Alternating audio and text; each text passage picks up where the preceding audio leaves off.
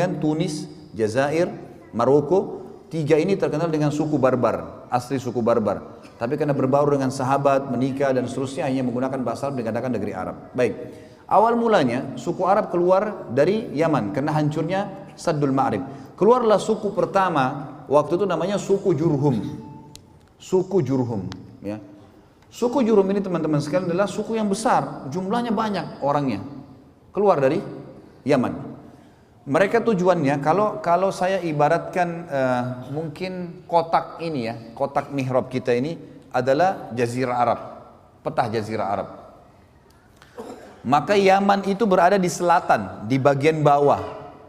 Dan negeri Syam, Palestina, Yordania, Lebanon dan Syria di utaranya, di atas.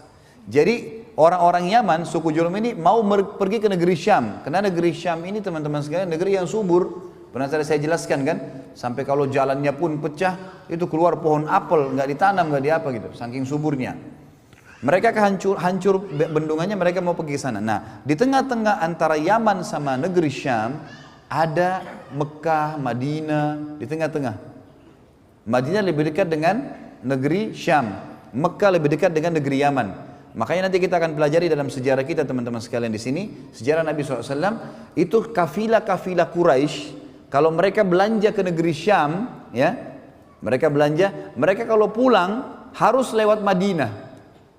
Makanya kafilah mereka banyak ditahan oleh muslimin di Madinah itu, karena mereka harus lewatin, karena Mekah dulu baru Madinah, kemudian baru negeri Syam.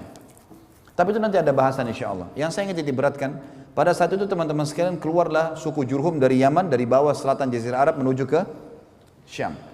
Mereka lewat di lembah Mekah. Mereka tahu ini lembah padang pasir, nggak ada kehidupan. Tapi mereka kaget, mereka lihat dengan hikmah Allah. Ini pada hari yang sama ya, pada pagi itu. Jadi suku Jurhum sudah keluar dari beberapa hari yang lalu nih ceritanya. Tapi mereka pada saat hari tibanya Hajar alaihissalam dengan Ismail alaihissalam di lembah Mekah, hari itu juga dengan hikmah Allah, mereka lewat di situ. Dan mereka lihat di lembah itu kok ada burung yang berputar. Biasanya di padang pasir itu kita tahunya ada kehidupan, ada air. Kalau ada burung yang berputar-putar, gitu kan? Itu menandakan di bawahnya ada air. Mereka bilang, pimpinan sukunya bilang, kayaknya kita nggak pernah tahu di sini ada air nih. Tapi perilaku burung ini aneh, menandakan ada air. Coba pergi lihat.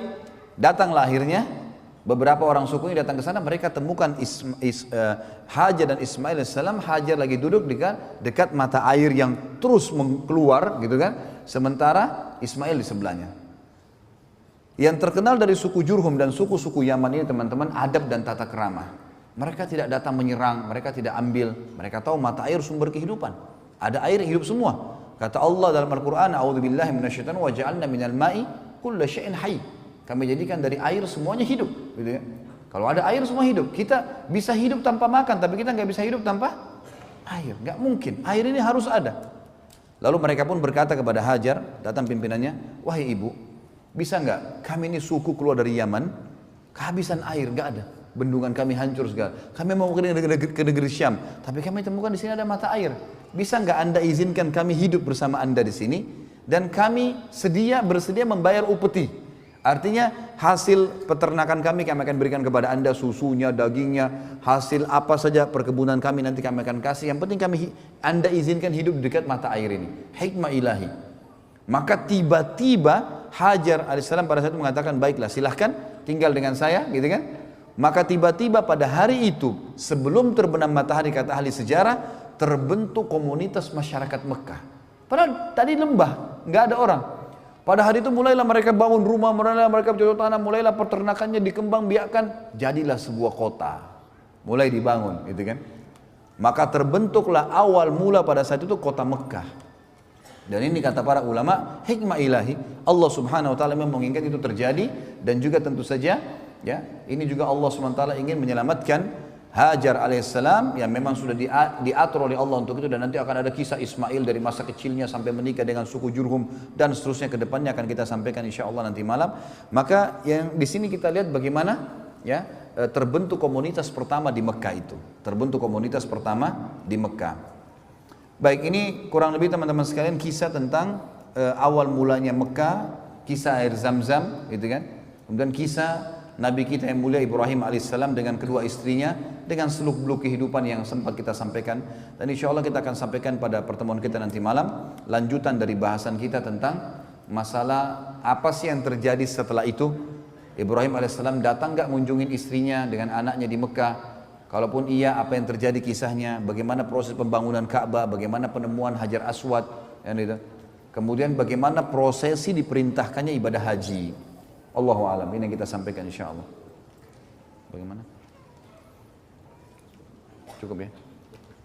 Baik, mungkin sampai sini teman-teman sekalian. Kalau ada yang punya pertanyaan berhubungan dengan tema kita, jangan buru-buru, ini ditunda nanti malam ya. Karena belum selesai, antum mau nanya apa? Lagian juga kalau antum mau bertanya, kalau di majelis ilmu teman-teman, saran saya begini, kalau saya sering sampaikan di Jakarta, antum ambil ilmunya, amalkan, pulang, amalkan, mati masuk surga. Gak usah terlalu cerewet, nanya ini, nanya itu. Banyak pertanyaan baru tidak diamalkan. Apalagi kalau pertanyaannya propaganda lah, inilah segala macam, tidak ada gunanya semua. Ambil ilmu, pulang, amalin, mati, alhamdulillah. Itu dia. Baik, mungkin sampai sini dulu materi kita tentunya teman-teman sekalian. Saya serahkan kepada teman-teman panitia. Fadhal. Begitu teman-teman, saya tutup dengan doa. Semoga Allah subhanahu wa ta'ala memudahkan segala urusan kita di dunia dan di akhirat, dan semoga seluruh amal yang pernah kita kerjakan diterima olehnya. Semoga semua dosa yang pernah kita lakukan, kecil atau besar, tersembunyi ataupun terang-terangan, dimaafkan dan digantikan menjadi pahala dengan kemahamurahannya.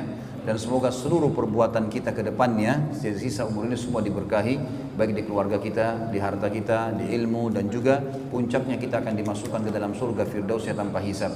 Dan kita selalu mendoakan saudara kita di Palestina, di Syria, di Yaman, di Irak, di Myanmar, di Ahsa, dimanapun mereka berada sedang terlindas. Semoga Allah ikhlaskan niat mereka, terima para syuhada mereka, dan juga Allah muliakan Islam di tangan mereka dan tangan kita semua. Dan semoga Allah mempartisipasikan kita bersama mereka di pahala, baik dengan doa dan harta juga dengan jiwa kita. Dan semoga Allah dengan kemahamurahannya menyatukan kita semua di surga Firdausnya tanpa hisab, sekali lagi dengan kemahamurahannya. Dan juga teman-teman sekalian, sebagai penutup saya ingin mengajak teman-teman untuk mendatangi web resmi di www.khalidbasalamah.com. Dan saran saya, kalau memang mau dengar ceramah saya, hanya masuk ke web itu saja. Jangan mudah terprovokasi teman-teman dengan sebagian orang yang sengaja mengadu domba ceramah, mengambil cuplikan, dipotong-potong yang tidak ada manfaatnya sama sekali. Tidak untuk dia, tidak juga untuk umat. Itu kan bahkan malah jadi masalah. Maka ini baik dijauhi, dihindari. Ada hal-hal yang difitnahkan dan seterusnya, ini semua tidak ada manfaat sama sekali. Dan ceramah saya alhamdulillah sudah mencapai sekitar hampir 600 judul, bisa diikuti dengan hikmah Allah. Selalu isinya qala Allah, qala Rasul, gitu kan. Apa yang disampaikan, tidak ada sesuatu yang baru, agama murni yang sedang dijaga. Maka ini saran saya. Kemudian yang kedua, saya juga menyarankan Allahu alam, ini setiap ceramah saya kalau saya lagi sampaikan sebulan sekali. Tapi bagi teman-teman yang berminat untuk punya amal jariah, tapi ini di Jakarta tentunya sekarang, kami sedang membangun Islamic Center untuk masjid, kampus pelatihan dai, dengan tentunya ini nanti sekolahnya akan gratis ya, untuk siapa saja minimal tamatan SMA, kemudian mereka bisa sekolah 2 tahun dengan target hafal 30 juz Al-Quran dan juga menghafal 1000 hadis. Dan insya Allah kalau kami bisa tingkatkan ke strata S1, kami akan programkan untuk STAI, Sekolah Tinggi Agama Islam. Dan insya Allah diharapkan bisa menjadi da'i-da'i yang menyebarkan ajaran yang benar sesuai dengan Al-Quran dan Sunnah dan pemahaman salaful ummah yang kita harapkan begitu. Ini lagi sekarang pembebasan tanah dan juga pembangunan. Bagi yang berminat tentunya nanti bisa diserahkan kepada tempat masing-masing saja. Kayak teman-teman di sini bisa nyerahkan ke teman-teman panitia Masjid Istiqomah. Nanti akan diberikan kepada saya ini untuk Islamic Center.